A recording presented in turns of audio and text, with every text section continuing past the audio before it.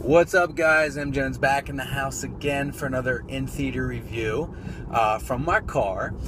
Just got done seeing Dark Places. It was a movie that was actually a book prior that was written, I think, like 2010 or 11 by Gillian Flynn. And the movie's called Dark Places, and it was an amazing book. I must say, it was an amazing book. I read it recently. And I thought the book was outstanding. You know, it was suspenseful, mystery, you know, full of murder and deceit even. And the book had me, at hello, basically. On the other hand, though, I will say, the movie was not nearly as good. Now, I think that's typically, like most cases. The book, the book's always better. Well, in this case, the book was absolutely way better. Book was way better. The movie was in such a hurry. Like the book was so descriptive, and it took its time, and it was beautifully written, and the movie just did not do any justice at all. And it's a shame because there's some big name actresses. There's some real big name actresses and actors. You know, like for example, Charlize Theron's in it. And she's an amazing actress, and she was very emotionless in this movie. I mean, I didn't really buy into her character. And then Nicholas Hoult was in it, on the other hand, who did a great job. You know, he was kind of like, sort of a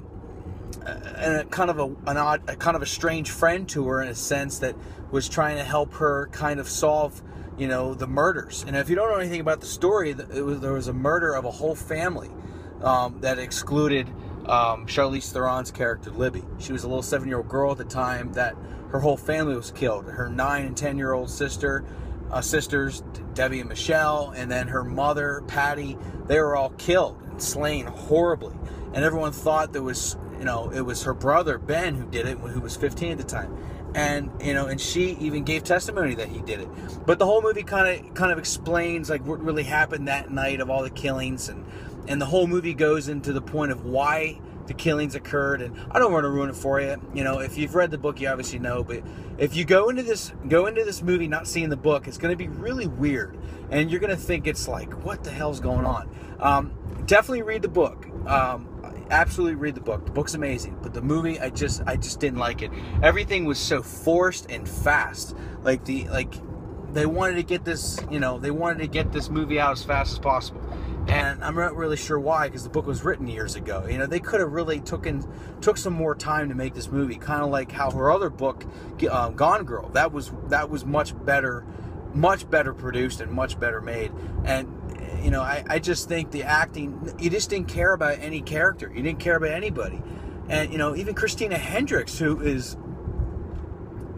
I think is actually a really underrated actor, even though she's absolutely beautiful and very well endowed in some cases of her body, and that shouldn't take charge or take lead of her getting roles, but I'm sure it doesn't hurt.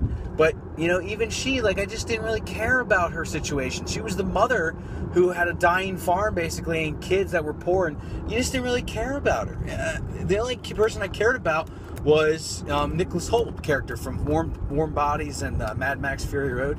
The only part that I really cared about was his role, because I really bought his role. I thought he did a great job as kind of the guy who was basically running the Kill Club, and which was a group of people who tried to be private investigators and figure out crimes that have been unsolved.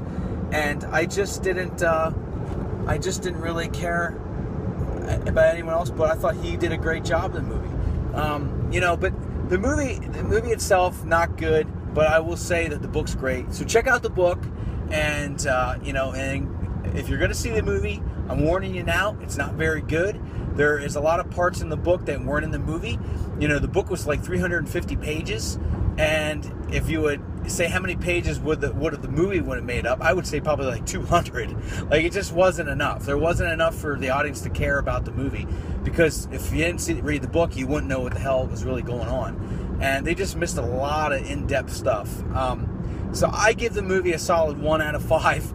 I'm giving it a 1 just because I thought Nicholas Hoult was great, and I love Charlize Theron. I just thought she just definitely made a paycheck here. I don't think really put a lot of time and effort. But other than that, I'm going to keep checking out movies and keep giving you guys reviews. And obviously I tell you exactly what I think and exactly what I feel. And I must say, this movie could have done a much better job. Did not really care for it.